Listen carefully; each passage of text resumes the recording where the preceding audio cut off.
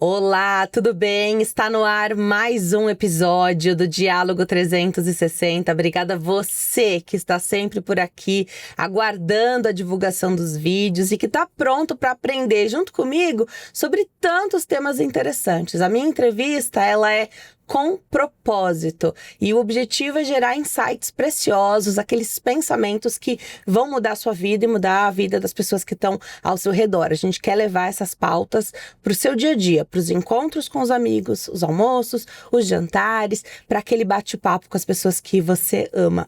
Hoje eu tenho o prazer de receber uma convidada que eu tento trazê-la há um ano aqui no Diálogo 360. Como eu acredito que tudo acontece na hora certa, essa era a hora certa para esse encontro e para tê-la aqui no meu podcast, que tem um pouquinho mais de um ano de vida e que eu tenho certeza vai super de encontro com aquilo que eu acho importante de você conhecer sobre a minha convidada, sobre a carreira dela e sobre a área da medicina que ela dedica à vida dela. Doutora Raíza Dotto, ela é médica, tem a carreira dela dedicada às áreas da nutrologia e medicina esportiva. Doutora, obrigada por ter vindo, uma alegria te receber aqui. Obrigada eu, foi um prazer estar aqui com você, obrigado pelo convite.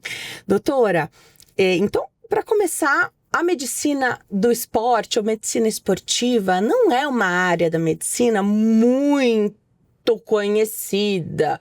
A gente, costuma ouvir mais até sobre a nutrologia, cardiologia, endocrinologia, ginecologia, enfim, urologia, mas a medicina do esporte, de algum jeito, talvez pelo nome, afaste um pouco as pessoas comuns de procurar. Não, queria que você começasse por aí. Então, o que compreende a medicina do esporte? Quem pode ter uma consulta com o médico dessa área? Então, primeiro, eu gosto sempre de falar que a gente costuma chamar de medicina do esporte, medicina esportiva, mas o nome da especialidade é medicina do exercício e do esporte. É longo, eu sei, acaba sendo difícil de falar, mas a gente engloba muito além do esporte, também o exercício. Então, é uma especialidade médica com foco em saúde, prevenção e performance. E falar em performance lembra muito, novamente, do atleta, do esportista. Mas a verdade é que a gente pode performar em tudo aquilo que a gente quiser fazer, que pode ser no esporte e pode ser no nosso trabalho, no nosso estudo. Então, isso já responde boa parte das dúvidas de medicina do esporte é só para o atleta de alta performance? Não, para qualquer pessoa que quer a saúde. E eu costumo falar que até foi um motivo pela minha decisão da medicina esportiva, porque eu queria trabalhar com saúde. E eu via que na medicina a gente chegava muito atrasado. Chegava quando já tinha doença, quando aquilo já estava instalado, já estava lá. Então, trabalhar com saúde era o meu propósito e eu encontrei isso dentro da medicina do esporte. Usar o exercício como a principal ferramenta em saúde dentro daquele paciente. Então, qualquer pessoa que queira mais saúde, ou mesmo assim, até aquela pessoa sedentária, eu não faço nem o exercício, mas eu quero começar da maneira certa, ela pode passar em consulta com o médico do esporte. E aquilo que a gente ingere, então a nossa nutrição tem tudo a ver, a nossa alimentação tem tudo a ver com a nossa performance, o desempenho e até com a vontade, a disposição de fazer qualquer tipo de exercício, né? Exatamente, e foi justamente por isso que eu resolvi trazer uma segunda especialidade para somar na medicina do esporte. Exercício e alimentação são indissociáveis, não tem como a gente falar de um sem falar de outro. Então, na medicina do esporte, eu já sentia que avaliar a alimentação era importante, mas aprofundar um pouco mais, saber o que suplementar, como comer, o que comer em cada horário, veio assim para fechar com chave de ouro a abordagem completa assim do consultório. Que legal. E tem muito ainda, diminuindo bastante ultimamente, mas ainda tem muita dúvida do público de quando procurar um nutrólogo e quando procurar um nutricionista. Como se essas duas especialidades da área da saúde, porque o nutricionista é o profissional não médico, como se elas não pudessem coexistir e fazer parte de um acompanhamento multidisciplinar. Você não tem que fazer uma escolha. Os dois profissionais não fazem a mesma coisa. Eu queria que você explicasse isso assim, de uma vez por todas. Mas eu já vou no nutricionista. Mas é que eu passo no nutrólogo. Você tem que agregar, né? Exato. Eu brinco que o nutricionista é meu braço direito. Porque é ele que vai saber como ajustar a alimentação, quanto comer, como combinar aquilo, porque um nutriente é melhor absorvido com outro. E dentro da medicina, a gente até entende isso, mas a gente não tem essa expertise. Existem muitos cálculos. O pessoal brinca agora que joga no chat GPT e faz a dieta e que tá tudo bem. Mas a verdade é que existem muitas nuances por trás de calcular uma dieta. Não é só calorias. A gente tá numa era de que contar calorias é tudo. Mas existem muitas outras nuances. E falar de nutrologia, de medicina esportiva, de uma abordagem médica, é pensar na alimentação como um remédio. Então, enquanto um profissional prescreve uma dieta, monta uma dieta, o outro traz a dieta, quais componentes vêm para tratar uma doença, para melhorar uma condição de saúde, para prevenir alguma coisa. Então, são trabalhos complementares e não competitivos, digamos assim. Um é braço direito do outro. Excelente. Hoje, doutora, a gente também vive um momento em que a gente já sabe que tem que fazer atividade física. Então nós temos que ser, primeiro, mais ativos, porque tá tudo muito no controle remoto, né? Então, tudo você aperta um botão e faz pra você. Até coisas pequenas, né? Coisas, enfim, até abrir uma janela. Você não levanta mais para abrir, você aperta o botão e abre. Então, esforços pequenos que ao longo de um ano, de 10 anos ou de 3 décadas, fariam sim alguma diferença ali na parte muscular e de atividade mesmo, né? A gente vive um momento que a gente já sabe que tem que fazer atividade física, mas muito no pensamento ainda da população de que se fizer menos de 40 minutos não resolve nada. Se não fizer... vai fazer uma caminhada. Mas uma caminhada leve desse jeito? Mas quanto tempo caminhou? 20? Às vezes a pessoa só consegue 20. Às vezes a gente tá falando de alguém que pesa quase 300 quilos e que ela mal ou não consegue caminhar. Emagreceu 50? Aí consegue fazer esses 10 minutinhos. Pra ela isso é um avanço enorme, né? E aí, não adianta. Então... é o quê? Melhor fazer os 10 do que não fazer nada? Queria que você trouxesse isso. A gente tem um pensamento muito 880, que eu tenho batido nessa tecla com vários profissionais, então de várias especialidades, que melhor fazer. Faz. Hoje você abandonou o controle remoto, daí você foi bem da era das cavernas e você foi lá mudar o canal da televisão, ou você foi lá no seu computador, tá ligado na sua TV, você foi lá e mudou, parece uma coisa, que absurdo.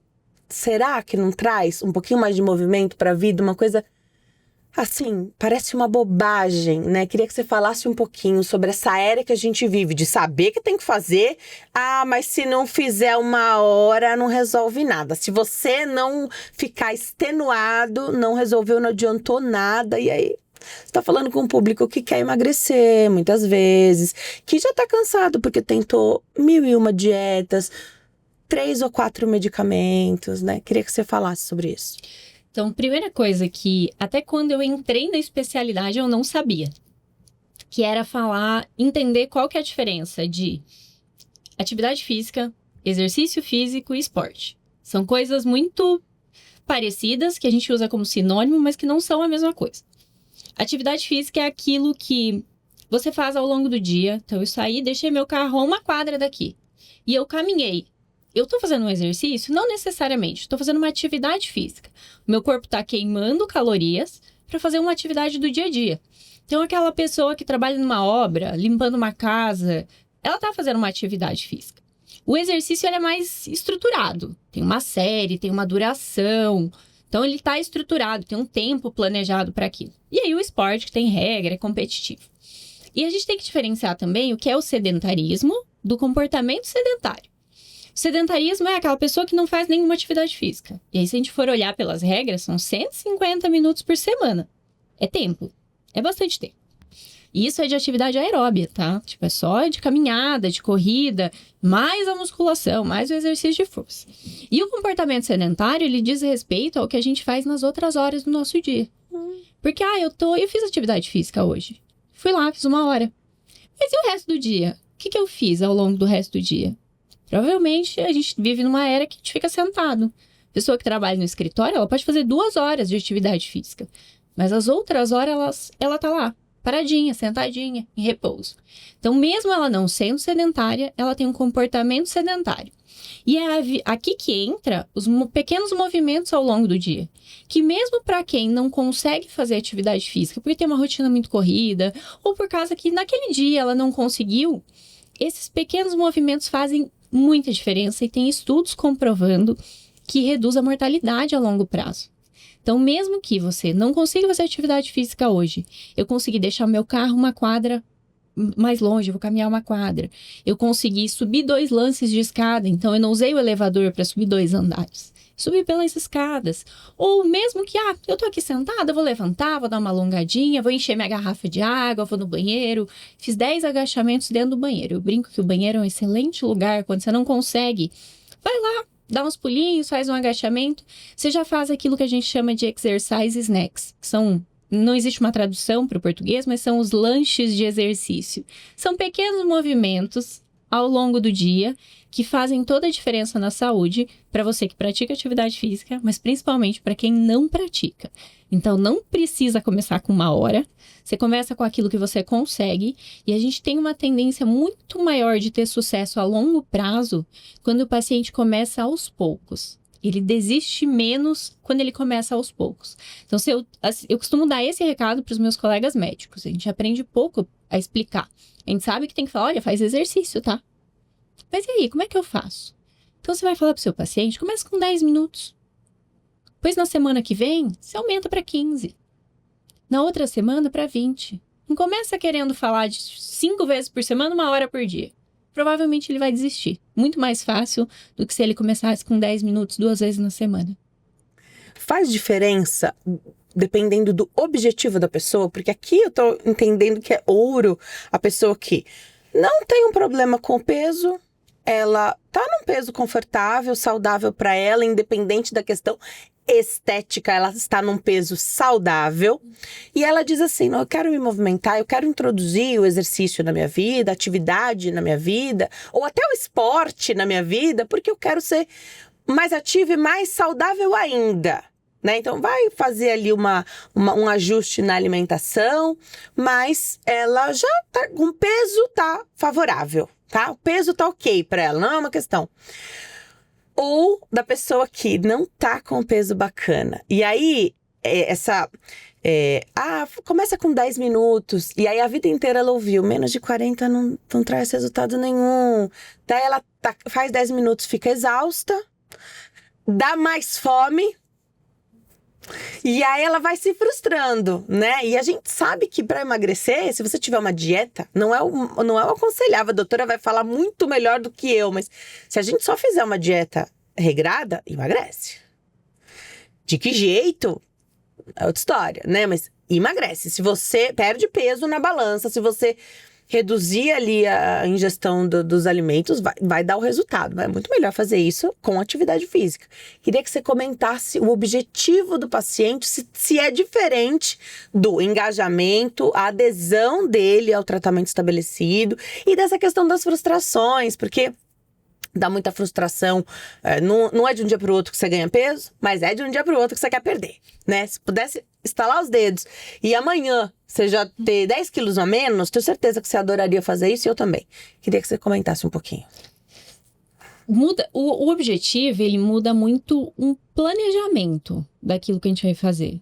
Você vai fazer 5 vezes um exercício de fortalecimento e vai fazer 2, 3 dias de um exercício aeróbio. Então, só a título assim de esclarecimento. O exercício aeróbio é aquele que a gente vai fazer uma esteira, uma caminhada, uma bicicleta, subir uma escada. E o fortalecimento pode ser a musculação, pilates, enfim. Um exercício de força. Pode ser até com o peso do corpo, não precisa ir para academia, que tem gente que odeia academia. Mas a frequência, os intervalos, tudo isso vai mudar de acordo com o objetivo. Mas a questão de engajamento, motivação, isso é um padrão para todo mundo. E é difícil. É muito difícil você estar motivado. Eu adoro. Sou apaixonada por esportes, adoro ir pra academia, mas eu não tô motivada todo dia. Tem dias que eu vou pela força do hábito. Não porque eu tenho que ir. Não porque eu quero. Mas porque eu tenho que ir. E tá tudo bem isso. Então, a gente encontra alternativas para facilitar isso, e isso vem para todo mundo, tirando o atleta profissional, que esse é o trabalho dele, e certamente saibam que nem todo atleta está motivado todo dia, ele também vai, igual a gente também não quer ir trabalhar todo dia. Eles também fazem isso, então a motivação, ela é o começo. Depois disso, vai na disciplina, e aí tem vários hackzinhos para facilitar, eu vou deixar minha roupa pronta, eu vou colocar num horário que eu tô menos cansada. Tudo isso vai ajudando, mas engajamento e como a gente vai prescrever esse exercício, já que é a minha ferramenta, o meu remédio é o exercício, como a gente vai prescrever muda de objetivo para objetivo, de como a pessoa gosta do que ela quer fazer. Então, quando eu vou indicar um exercício para um paciente, eu costumo fazer algumas perguntas. Você prefere fazer sozinho ou você quer estar com um grupo de pessoas? Você quer fazer mais escondido, num ambiente fechado, ou você prefere um ambiente aberto, em contato com a natureza? Você prefere o silêncio ou você gosta de uma música? Porque tudo isso muda enquanto a pessoa vai engajar. Porque ela precisa gostar daquilo para dar o começo. É muito difícil você continuar uma coisa que você não gosta. Então, tem gente que odeia academia e fica se forçando a ir para academia. Não, porque academia é o que importa, eu tenho que ir para academia. Mas vai para lá sofrendo. E não precisa ser assim. Você pode começar com um exercício que você goste, que te faça bem, e depois a gente encaixa do jeito que precisa encaixar. Mas o começo precisa ser gostoso. A estratégia do grupo parece muito boa. Porque você tem ali, pra quem... Pra quem tá aberto a isso, né? Porque aí você tem um evento social também acontecendo ali. Então você vai...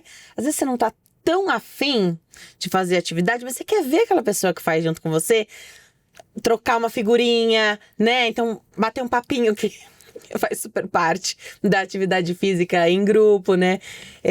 Pode ser uma estratégia para quem tá aberto a isso? Com certeza. Eu gosto... Tem 2 tipos de público que eu indico ambientes sociais. O solteiro, que tá procurando alguém. Então, é um ambiente pra você encontrar pessoas que estão ali com o mesmo objetivo, que se encaixam. E idoso. Idoso costuma se adaptar bem. Porque vai lá, encontra mais pessoas, faz amizades, sai de casa. Então, um paciente, por exemplo, com depressão, às vezes é uma boa opção. Porque ele vai para um ambiente, faz amizades. Às vezes até se força a sair da zona de conforto para conversar com alguém. Então, essa estratégia de ambiente com outras pessoas funciona muito bem para algumas pessoas. Para outras, elas vão usar a atividade física como um momento para esvaziar a cabeça, para ficar sozinha, para organizar as ideias. Então, depende muito do perfil de cada paciente. Isso vem como uma construção mesmo, de entender o que o paciente gosta, o que ele está disposto, o que ele prefere. Eu sou mais introspectivo. Talvez um ambiente que ele esteja sozinho, mais tranquilo, sem ter que conversar com outras pessoas, funcione melhor. Se a pessoa é mais extrovertida, gosta de fazer amizades, uma aula de dança com várias pessoas vai super bem.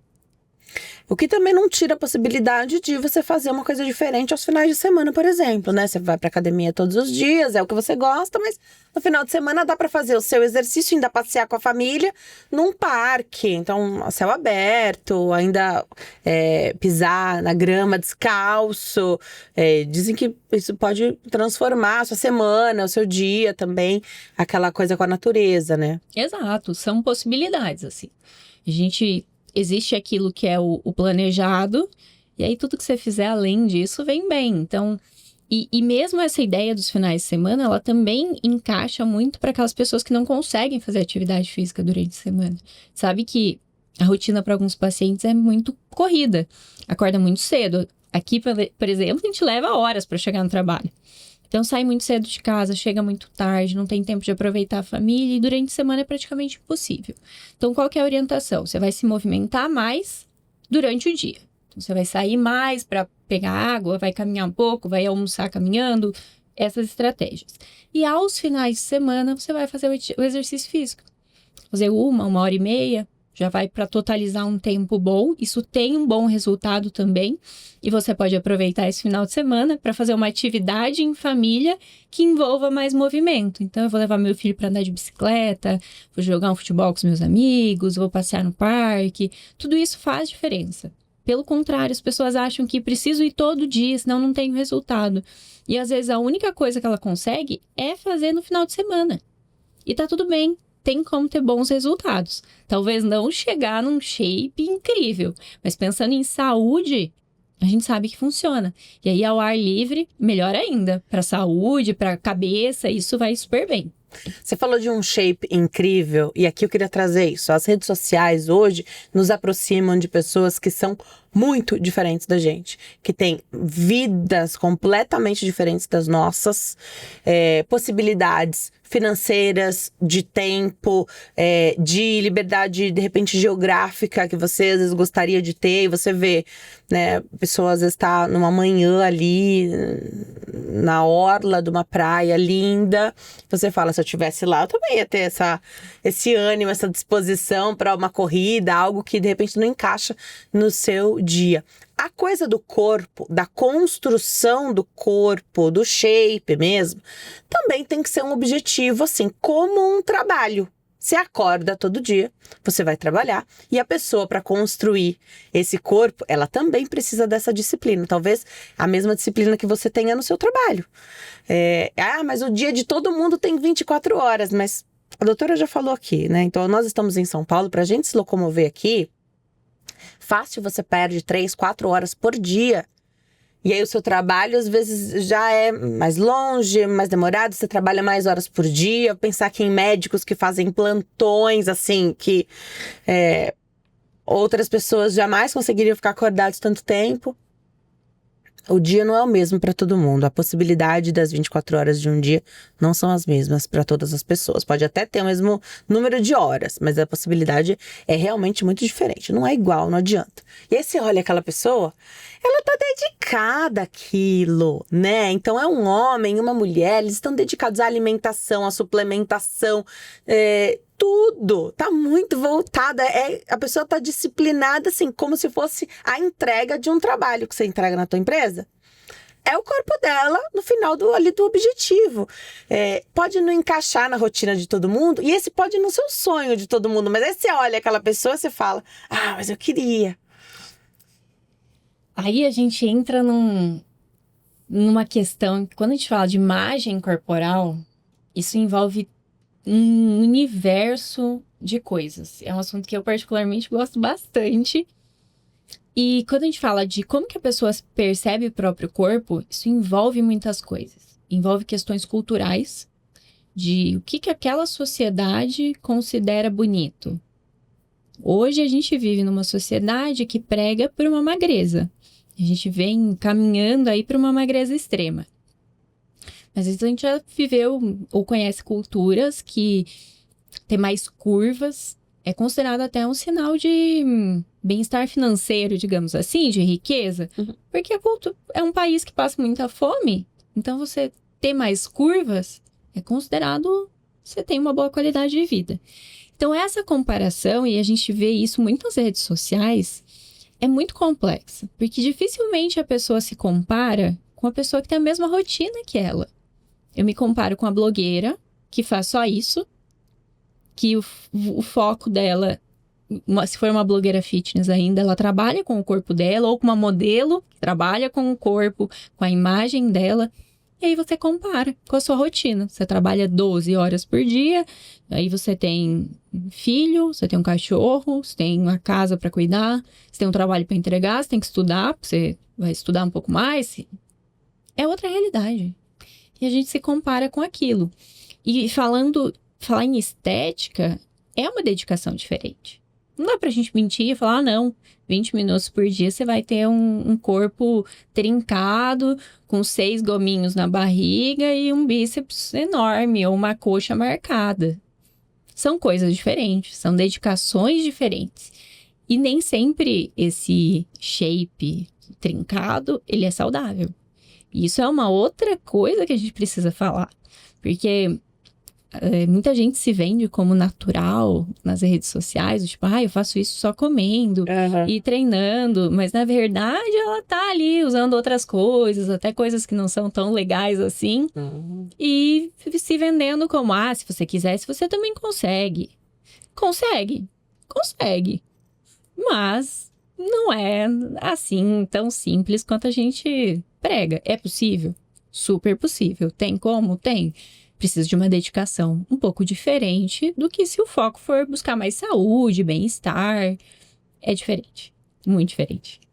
Então a gente tem que pensar nessas pessoas, assim, se elas não tiverem esse corpo, elas não fecham trabalho, as marcas não investem, não colocam o nome das marcas nela, né? Então, nele ou nela, então é trabalho ali o que eles estão fazendo. Agora, a questão do natural, olha que a gente conhece muita gente que faz academia uma vida inteira e não fica super musculoso. E aqui pensando nos homens, que já tem uma tendência de crescimento muscular maior, né? Exato. Então imagina as mulheres.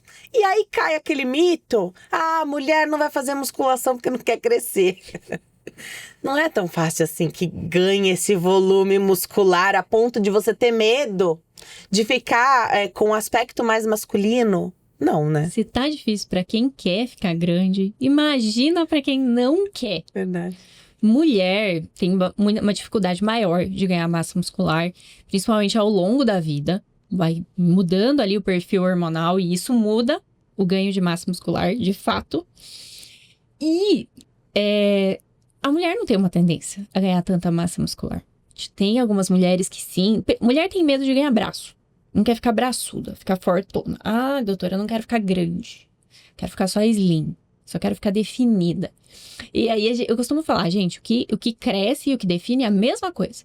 É o músculo.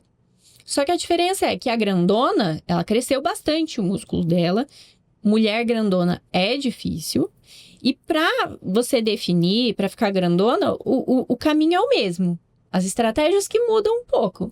Ah, eu vou mudar a estratégia de alimentação, mas o treino ele é muito parecido. Então, o objetivo, ele muda a estratégia, ele muda o caminho. Mas pra mulherada que tá com medo aí de malhar porque não quer ficar grandona, fica tranquila. Pode ir pra academia, pode treinar braço, fazer bíceps, peito, pode treinar. Vai por mim, não vai dar certo tão rápido assim. São tantos ajustes que tem que fazer para conseguir esse crescimento, né? Muita coisa. Então você tem que de fato querer crescer para conseguir ainda torcer muito para dar certo, porque se não tiver a genética e tudo muito alinhado, inclusive com o uso de hormônios, né, Exato. doutora? Só que aí o uso de hormônios também acaba esbarrando em outras questões, tanto do uso exagerado, que não é o que os médicos preconizam e estabelecem, se bem que a gente sabe que existe um mercado paralelo aí para isso, até é seríssimo falar sobre isso, porque é fácil comprar, às vezes nem é produto humano para uso em humanos, e aplicação assim, enfim, horrível, é algo realmente que a gente deve, é saúde que a gente tá falando aqui, tá? Não é nenhuma loucura, é nada disso. E também tem as consequências do uso de hormônio, né? Então, aqui pensando pra mulher, a consequência de hormônios. O que a gente poderia falar que são situações que vão esbarrar aí? Pra gente pensar muito bem nessa dosagem, se você for usar algum tipo de hormônio, que ela seja, e que seja um uso ali terapêutico, e não pensando somente na estética. Bom, aí quando a gente fala de anabolizante e reposição de hormônio, a gente tá falando de análogos de testosterona ou de testosterona pura. Mulher na menopausa fazendo reposição hormonal, repõe hormônio feminino, e aí a gente tá em outro universo completamente diferente da ginecologia, da endocrinologia. Diferente. Isso não é errado, isso pelo contrário facilita muito, dá muita qualidade de vida para a mulher na menopausa. Falar de testosterona, de anabolizantes, a gente entra num assunto extremamente polêmico na medicina esportiva. Na nutrologia também, as duas áreas acabam fazendo isso. E a gente tem orientação, tem indicação de reposição de testosterona tanto na mulher quanto no homem.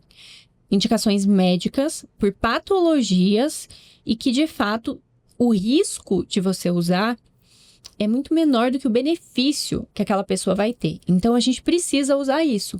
Inclusive, os anabolizantes, eles surgiram justamente para isso, para a recuperação de soldados pós-guerra. Porque eles vinham muito caquéticos, perdiam muita massa muscular, emagreciam muito, então veio nisso. Depois foi usado para tratamento de HIV em pessoas que estavam em estado muito avançado.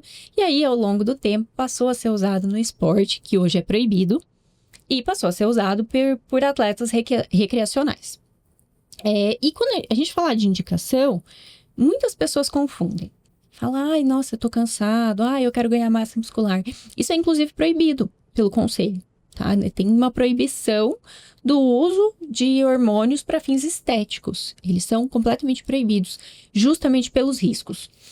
Mulheres têm riscos muito maior que os homens. O nosso metabolismo como mulheres não foi feito para tanta testosterona. A gente tem um pouco que circula pela conversão, um basal, existe dentro do corpo da mulher, mas ele é um hormônio masculino. Então, para a fisiologia feminina, ele gera muitos impactos. Impactos estéticos, desde acne, perda de cabelo. Então, assim, ganha massa muscular? Ganha, porque não era para estar ali. Mas também tem os seus malefícios. Pelos crescem muito. A gente tem uma questão que a gente chama de hipertrofia clitoriana. O clitóris da mulher cresce. E isso é irreversível. Então, é irreversível, não volta mais. Alteração de voz, a voz fica mais grossa, extremidades crescem, nariz, queixo, orelhas, mãos e pés, eles crescem, porque é um hormônio que não era para estar ali. E aí existem as alterações cardiovasculares, que são relevantes para homens e mulheres. Nosso coração é um músculo. O hormônio anabolizante cresce músculo. Nosso coração também cresce. Isso pode gerar pressão alta, isso pode gerar infarto, aumenta o risco de eventos tromboembólicos, então AVC, infarto, hemorragias intracranianas. Não raro a gente vê morte súbita em atleta que usa, esportista, atleta que compete não pode usar, tem um processo de doping e é outro ponto, então eles não podem de fato usar, mas isso é muito frequente. Pronto-socorro, todo médico já viu isso. Aliás, você falou que atleta não pode, às vezes remédios comuns, atleta não pode, porque pega no doping, né? Então é um rigor muito grande que eles precisam seguir e que é algo até para proteção do atleta, eu acredito, mas para você que não é atleta profissional, de alto rendimento, você que faz atividade física, você que legal, é um hormônio, alguém que tomou e foi legal, olha quantos riscos tem, e aí que tá. Um médico responsável que siga o que é preconizado hoje dessas questões de ética e da conduta, não pode fazer para fins estéticos, né? Então, tem uma série de indicações para uso de hormônio na medicina e não é para fins estéticos. Exatamente. Né? Tá. É que você pode ter esses benefícios fazendo um tratamento terapêutico, né? Exato. Mas aí é o custo-benefício do tratamento, né? Então, precisa ser mais vantajoso usar do que o risco ali do próprio uso. Exato. Né? E só assim, deixando super claro, gente, é super possível ter um resultado estético incrível sem usar hormônio. Claro. E é extremamente. Você vai olhar mesmo atletas, o uso de anabolizantes, ele é proibido dentro e fora de período competitivo, então em nenhum momento ele pode usar, porque eles passam por testes de dopagem, de doping, em qualquer momento do ano. Então eles não podem usar em nenhum momento.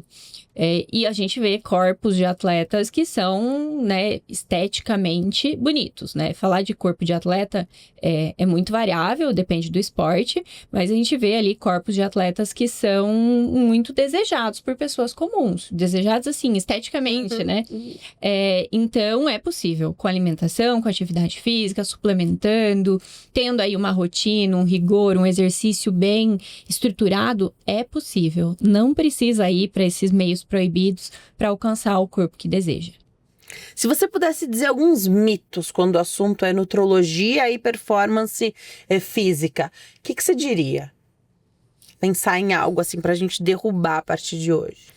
Eu acho que o primeiro a gente já falou, que precisa treinar muito para ter algum objetivo, tipo, eu quero saúde, eu preciso treinar 1 hora por dia. No mito, você pode treinar pouco, a gente já falou de exercise snacks, de exercício aos finais de semana, isso para a saúde, incrível. O mito de que precisa cortar carboidrato para emagrecer, eu entendo, antes de estar nessa área eu também já fiz isso, acho que mulher principalmente costuma fazer dieta, a primeira coisa, quero emagrecer, vou cortar o arroz, vou cortar o pão, o macarrão, nossa, Deus me livre, pão engorda. Não precisa, dá para emagrecer comendo aquilo que você gosta, dá para emagrecer comendo um docinho, não tem problema, o que precisa é realmente ter uma dieta aí bem equilibrada.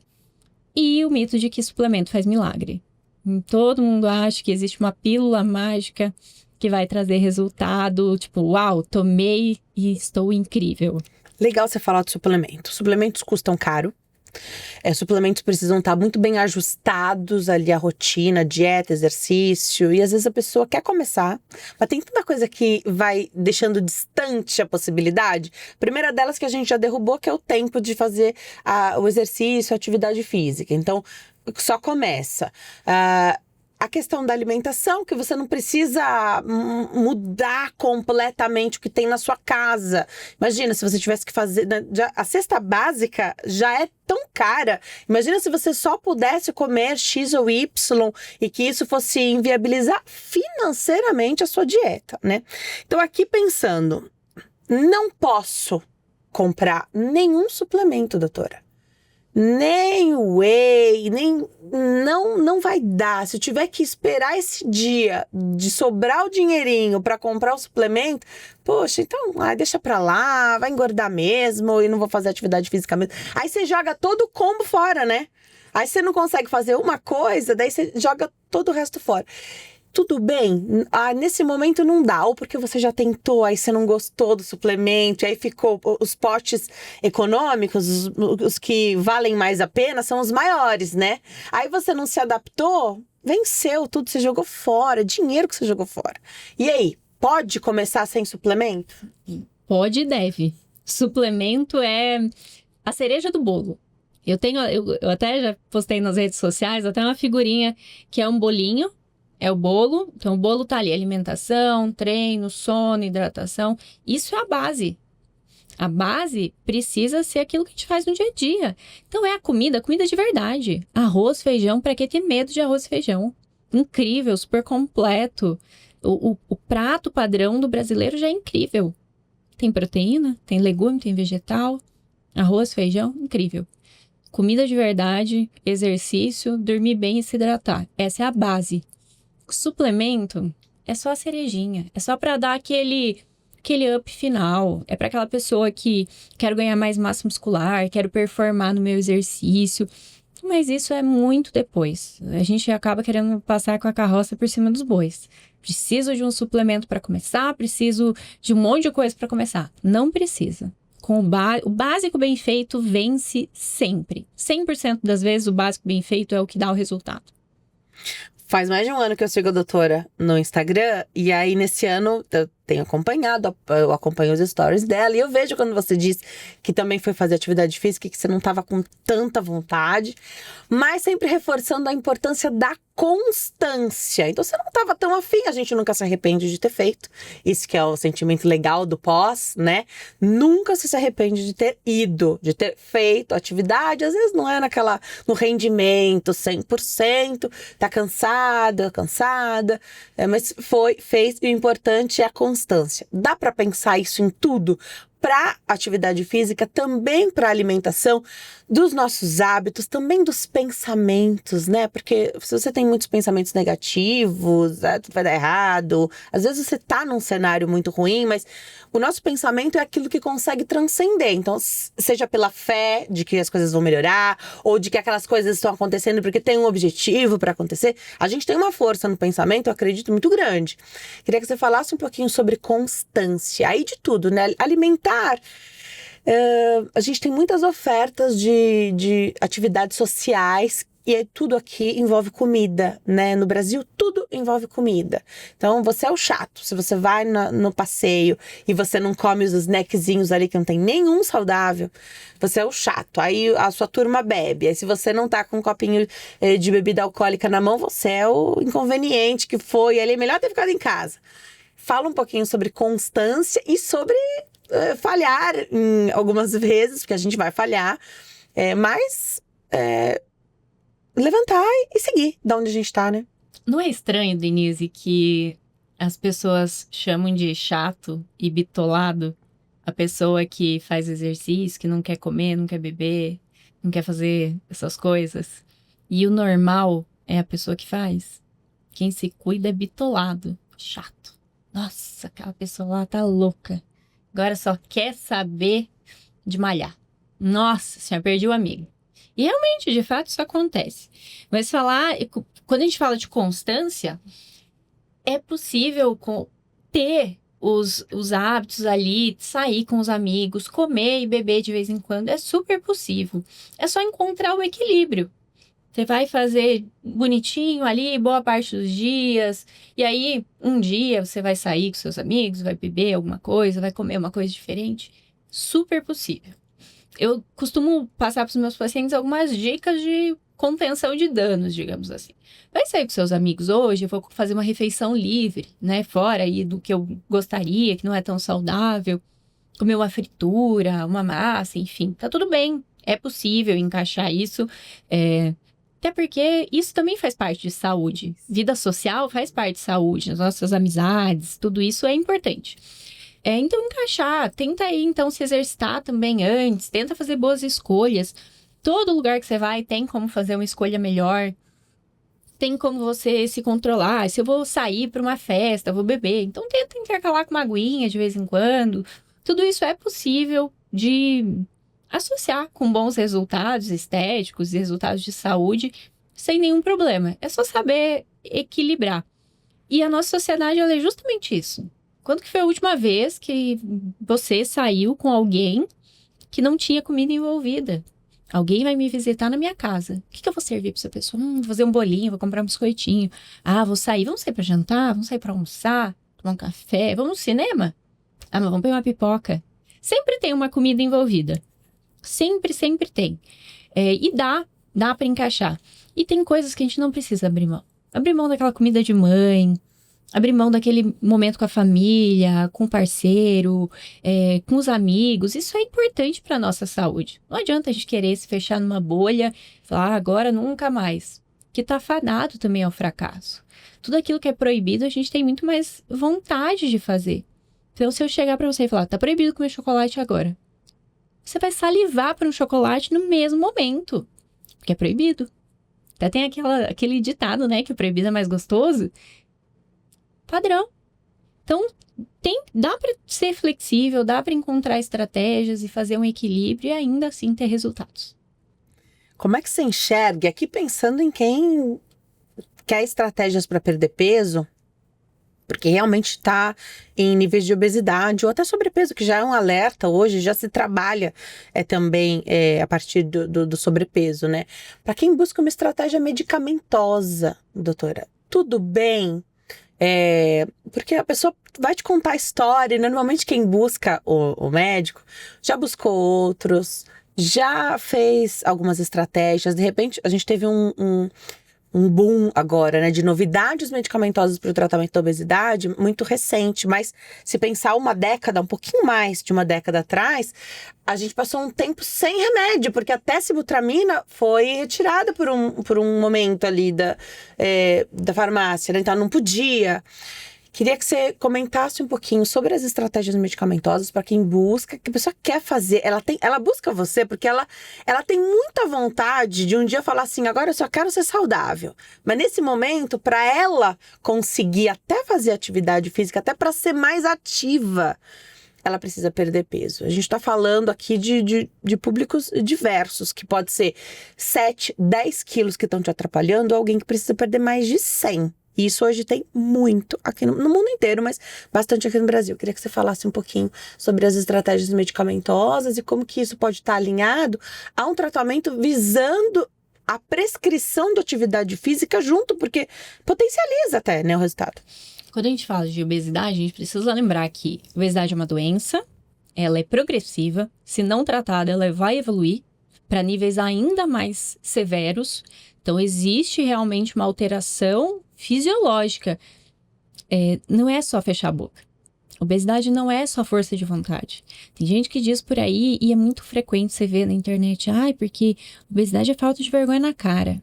Não é uma doença, ela é progressiva, ela precisa de tratamento, precisa de acompanhamento, e que se não tratada, ela tende a evoluir. Então, o tratamento medicamentoso, e que bom que nós chegamos nessa fase, ajuda e muito. Porque é justamente isso, tem paciente que não consegue, tem alteração em hormônios de saciedade. Quanto mais o nosso corpo ele evoluiu para estocar coisas, Porque até então, até muitos e muitos anos, nós passamos milhares de anos evoluindo com privação de comida. E agora a gente está num momento de ampla disponibilidade.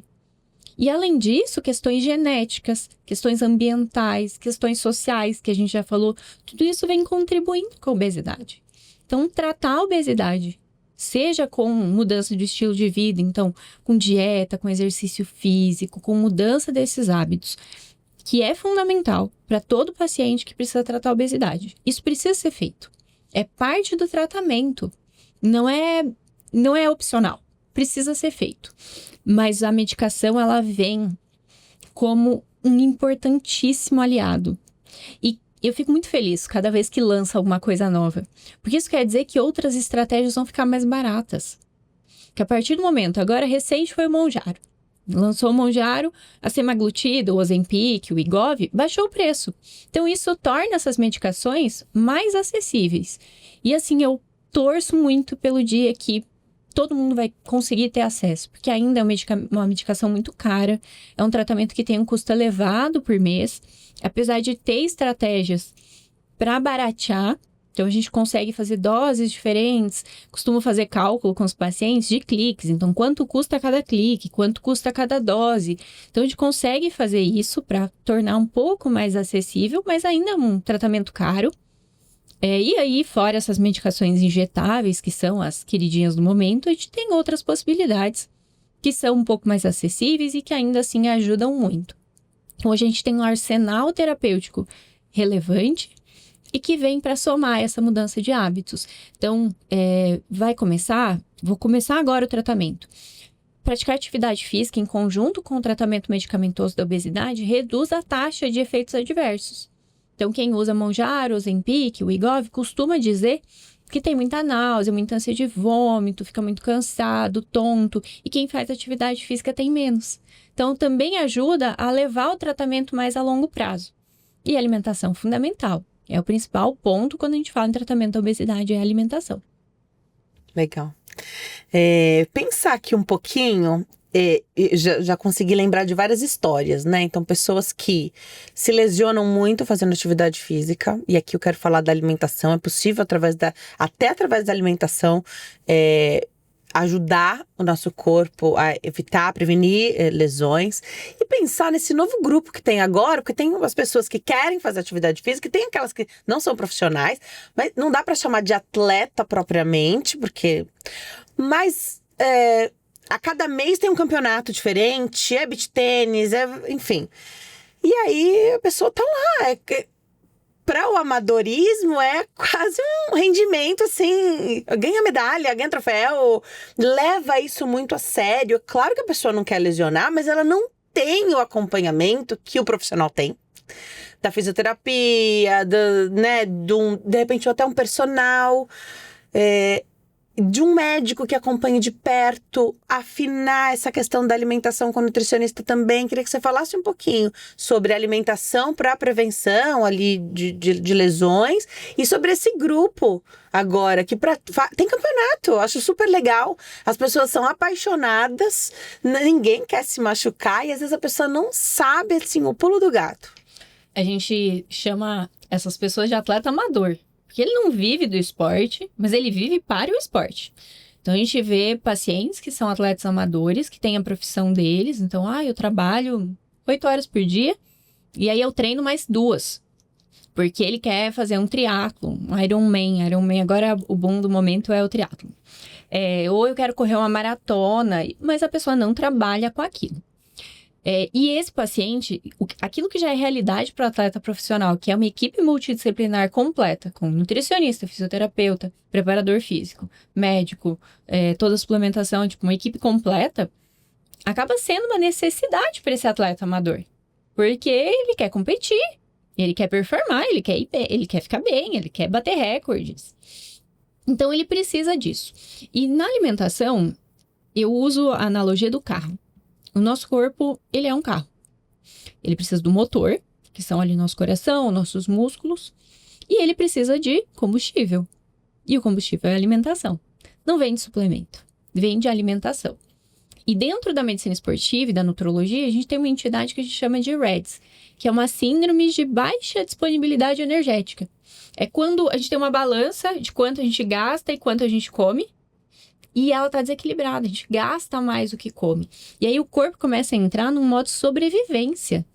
Fala, peraí, não tá comendo, tá comendo pouco, tô gastando muito, e agora? O que eu vou fazer? Vou priorizar. Nosso corpo é inteligente. Vou priorizar o que é essencial. O que é essencial? Preciso bater meu coração, preciso funcionar aqui o rim, ele prioriza. Então ele vai falar, unha, cabelo, precisa não, deixa quieto isso aí, vai cair, vai ficar fraco. Mulher, precisa menstruar? Não. Homem mesmo, precisa de funções reprodutivas? Não precisa, não é essencial para a sobrevivência daquele corpo. Então, o corpo começa a priorizar e começa a ter vários sintomas. Cansaço, indisposição, o intestino não funciona, começa a ficar cansado, fadigado, mulher não menstrua, homem pode ficar infértil, começa a fazer fratura, lesões, começa a ficar doente. E tá lá, no gás todo, treinando, mas o corpo tá pedindo socorro. Isso é mais frequente do que você pode imaginar. E recentemente a gente tem visto uma incidência gigante disso em atleta amador. Porque, além de tudo, além de treinar, tem toda a demanda do trabalho, da família, porque ele não vive para aquilo. Então é tão complexo quanto o atleta profissional, e eu arrisco dizer que até mais. Então, para esse atleta amador que não sabe, às vezes, para que médico recorrer, o médico do esporte pode ser esse médico. Fundamental. Até para garantir a segurança dele. Porque a gente avalia, dentro de uma consulta com o médico do esporte, tem toda essa questão de lesões. A gente vai avaliar lesões musculares, lesões ósseas, vai avaliar alimentação, sono, hidratação. É uma consulta realmente bem completa e que olha para o corpo como um todo. Mas a gente consegue avaliar aquilo e fazer aquilo que a gente chama de avaliação pré-participação esportiva. O nome parece que é só para quem faz esporte, mas é ideal para todo mundo que faz atividade física. Precisa ser avaliado para praticar o exercício e o esporte com segurança, que são exames cardiológicos, uma consulta detalhada, avaliar o histórico familiar. E aí boa parte dos médicos se depara com, doutor, faz um atestado para eu ir para academia? Isso. Você pode fazer para mim? Isso é uma questão muito séria. Precisa ser avaliado em detalhes. Porque às vezes é uma história de um tio que faleceu do nada. Será que não tem ali uma questão genética que a gente precisa avaliar? Como que tá? Você já fez seus exames de coração? Fez um eco? Um teste de esforço? A gente precisa ver como aquele corpo se prepara para o exercício, como ele se comporta no estresse do exercício. Então, fazer um atestado não é uma coisa boba e todo mundo que quer praticar exercício com segurança precisa passar por uma avaliação antes disso. Legal. Passa uma consulta bem detalhada, vai lá, faz os exames, volta com os resultados depois e recebe a liberação. Com certeza, para alguma atividade física, você vai ser liberado. Se você vai precisar fazer algum ajuste ali, você vai fazendo. E essa história é tão engraçada, assim, e séria, que às vezes é uma morte que você evita, né? Porque a pessoa, depois você vê quantas vezes na academia você já viu. Eu já vi várias vezes o alarme soar na academia, que a pessoa passou mal. Às vezes você não sabe depois que fim deu. E fora que a gente vê bastante, morte súbita, né? Às vezes era uma situação que se você tivesse feito um exame antes, você teria descoberto e teria evitado a situação de acontecer, né? Então, isso é muito sério, não é só o atestado, que às vezes eu sei que a gente gosta de ir lá só pedir um atestadinho pro médico, né? E às vezes ele não dá, você fica chateada.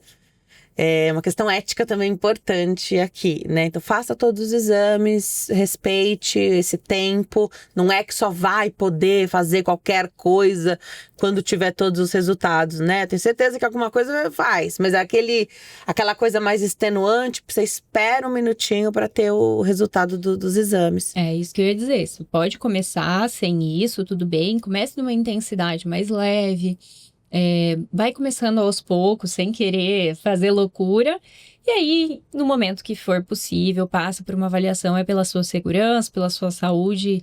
Vale a pena esse investimento em pelo menos garantir que você está seguro, que seu coração tá bem, que seu motor tá funcionando adequado. Tá, legal. Da prevenção de lesões, então tá tudo relacionado. Tudo. A alimentação, sono é importante também? Demais. Durante o sono, é o momento que o nosso corpo libera hormônios que são fundamentais para a recuperação muscular, para crescimento. Então, quem quer aí crescer e ganhar massa muscular precisa dormir bem. E também para regulação de apetite. A gente tem estudos mostrando que uma noite mal dormida faz com que no dia seguinte você faça escolhas piores alimentares. Então, você tem vontade fisiológica, é o corpo dizendo: eu quero uma coisa mais palatável, eu quero uma coisa mais gordurosa, uma coisa mais gostosa. É o corpo pedindo por isso. Então, não é só, ai, nossa, eu dormi mal e hoje comi mal, que estranho. Não, é o corpo mesmo. Durante o sono, o nosso corpo entra numa homeostase ali, ele regula tudo, equilibra todos os hormônios, toda a reparação de células. Então, a gente fala em prevenção de câncer, sono é importante, porque durante o sono, o nosso corpo consegue reparar tecidos. Então, ele recupera aquele tecido lesado, aquele errinho que aconteceu na mudança ali, na replicação de células, acontece também durante o sono. Então, você consegue gastar um pouco mais de energia, regular tudo, fazer a faxinona na casa. Isso acontece durante o sono, e um sono adequado, não só em quantidade, mas também em qualidade, é fundamental. Criança, sempre muito ativa, a gente quer que as crianças vá, né, que elas façam atividade física. Muita gente fala assim, é alto, joga basquete, mas conseguiu atingir, às vezes, até uma estatura mais alta, porque já tem questão genética, lógico, mas já fazia atividade física antes, né? Então parece que é uma coisa assim, só faz o basquete quem já é alto, mas na verdade conseguiu ficar mais alto porque teve atividade física ali à disposição. Hoje, com muitas telas, nosso objetivo é sempre fazer essa redução das crianças, e tem muita criança que vê os pais na academia do meu prédio, por exemplo, não pode entrar quem tem menos de 14 anos. Você não pode estar lá, você não pode existir dentro da academia, né? Aí depois, acho que você vai com a presença do responsável. Mas e pro corpo? Então, 14 já é um adolescente, né? A partir de que idade a gente pode começar? Claro, você vai precisar do profissional ali, ajudando, orientando, já vai ter que passar numa consulta médica, a gente sabe. Mas a partir de que idade dá para pensar em trabalhar os músculos com esse propósito? Então, com musculação numa criança ou adolescente para adolescente? Não existe restrição na literatura de exercício de força para criança. O que a gente sabe, e aí existe uma especialidade médica focada no esporte em crianças. Então, existe pediatria esportiva. Legal. Quando a gente fala disso, existem algumas funções musculares que precisam ser aprendidas. O músculo não faz só força. Ele é responsável por equilíbrio, então, por potência. Tem várias funções que o músculo faz. Então, é lógico que a criança precisa aprender todos esses movimentos. E a força, ela vem depois. Então, fazer um exercício de força não precisa ser limitado para a criança. Mas a gente não pode negligenciar outras coisas. Então, ele precisa ser adaptado para aquela criança, ele não precisa carregar tanto peso. Mas não existe nenhum malefício numa criança fazer um exercício de força. Só precisa ser acompanhado, feito de maneira adequada, porque eles têm mais risco de lesões, porque está ali numa fase de formação. Mas pode fazer, não é só porque pode, né? Deve fazer, e quanto antes começar, melhor. Já vai criando esse hábito, né? Então, que presente você ter uma criança que te vê e se interessa por estar naquele lugar, fazer aquelas atividades. Tem muitos profissionais hoje, educadores físicos, que têm atividades bem lúdicas voltadas às crianças ali, enquanto os pais fazem uma atividade, as crianças vão fazendo outra. Eu acho isso super legal. Hidratação, você já falou que é super importante. Dá para compartilhar? Eu acho que você tem muitos casos de sucesso, né? Mas algo que te marcou de um paciente, claro, não precisa falar o nome, nada, mas algo que você acha importante de trazer para cá. Eu conheço vários pacientes bariátricos, pessoas que passaram por cirurgia bariátrica, que assim, transformaram as vidas. Grandes empresários que passaram a se dedicar, né? Saíram de um burnout, por exemplo, e enfim, escalaram uma montanha, atravessaram um oceano. Queria que você comentasse alguma história que te marcou também, porque esse background, essas histórias também passam por você, né? Então, o médico que nos acompanha, seja para o que for, acaba fazendo parte da nossa história. Eu acompanho algumas meninas, né, da Seleção Brasileira de Futsal, do Sub-20. E são meninas que eu fui na convocação com elas. Então, acaba que cria também uma amizade e uma torcida, né, à distância. Então, ver elas performando bem e vencendo, alcançando os objetivos delas. Várias delas agora foram pro adulto, né? Elas eram sub-20, agora estão na categoria adulto. E isso me enche, assim, de orgulho, assim. É tipo o coração de mãe, assim. E de atleta também, uma atleta que foi para as Olimpíadas agora em Paris. E foi muito legal, assim, porque a gente conseguiu fazer ajustes que para ela faziam toda a diferença. Que impactaram para que ela chegasse lá bem. Então, esses detalhes. Mas, assim, de longe, os que eu mais fico feliz é aquele paciente que me diz: ai, doutora, eu não tinha energia nem para brincar com meu filho. Mas agora eu consigo, sabe? Olha, eu não consegui me pesar, mas eu tô vendo que minha calça tá um pouquinho mais solta. Eu fico extremamente feliz, porque eu sei quanto aquilo vai mudar na vida daquela pessoa. Que eu sei que às vezes são 2 números no manequim, mas que para aquela pessoa é tudo. Assim, meu coração explode de alegria toda vez que um paciente me fala: nossa, eu tô sentindo. Eu não sabia que era possível para mim, mas agora eu tô vendo que dá para fazer. Tô melhor, tô dormindo bem, tô tendo energia. Tô melhor até no trabalho, acredita? Isso para mim é o que vale tudo. É a diferença de entrar numa loja e ter uma roupa pra você comprar lá, né? E escolher a roupa. Os super obesos, o que eles relatam é que eles usam o que serve. Você não pode escolher o que você vai vestir, né? É o que te serve, é isso que tem pra você, né? Então, ter essa possibilidade e com isso ter mais saúde. Exato. Né? E essa perda de peso que já é significativa para quem tá muito longe do peso ideal, é pouca, né? Então, com pouca perda, e quanto mais longe você tá, mais fácil é essa primeira perda de peso, já traz, é muito significativo, é o que vai tirar a pessoa daquela iminência de morte, às vezes, né? Muda muito. Só falar: agora eu tô com mais energia, eu consigo sair com a minha família, consigo sair com meu parceiro, com a minha parceira, e agora eu tenho mais energia para sair com as pessoas, eu tenho energia para ir pra academia, eu parei de ter medo de ir pros lugares que as pessoas me olhavam estranho. E você percebe que muda a vida da pessoa. Que agora ela tem energia, ela tem disposição, ela tem saúde para fazer aquilo que ela quer fazer. Então, eu gosto muito de dizer que às vezes a pessoa me fala: eu achei que você só atendia atleta. Eu falo: não, eu atendo todo mundo. Você chegar para mim e falar assim: olha, meu sonho é emagrecer para correr uma maratona. Tamo junto, é meu sonho com você. E aí, quando você voltar e me mostrar sua medalha dos primeiros 5, dos 10, dos 15, dos 21, dos 42, tanto faz qual que for seu objetivo. Se é seu objetivo, é meu objetivo também. Então vamos alcançar isso. É possível para quem quiser alcançar, é super possível. Doutora, parabéns pelo seu trabalho. Tô feliz que foi o dia de hoje que a gente conseguiu se encontrar para ter esse bate-papo, para ter essa conversa. Eu espero que a nutrologia e a medicina do exercício e do esporte cresçam cada vez mais e que você continue propagando essa leveza no conteúdo incrível que você tem, tá?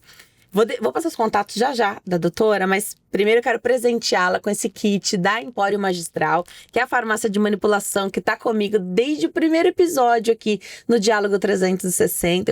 Eu digo sempre que é fundamental ter o contato de uma farmácia de manipulação de confiança, e aqui eu recomendo a farmácia de manipulação Empório Magistral, que você manda mensagem ou liga pelo telefone 11 50 89 5123, 11 50 89 5123, também pelo Instagram, @Empório Magistral, e o site www.emporiomagistral.com.br. Eles estão no e-commerce agora na plataforma do Mercado Livre, com uma curadoria também de produtos que você pode confiar, porque tem a assinatura ali da Empório Magistral. Obrigada, Empório, por essa parceria. Doutora Raíza, obrigada por ter vindo. Eu vou deixar os seus contatos aqui, minha recomendação, vai lá, já vai seguindo a doutora no Instagram, porque ela lembra a gente de fazer atividade física, de fazer as melhores escolhas de alimentação, porque às vezes você pensa que a sua barrinha de proteína é tudo igual. Eu vi esse post recente, né? Então, às vezes é uma coisa super, ultra processada e você tá achando que tá arrasando.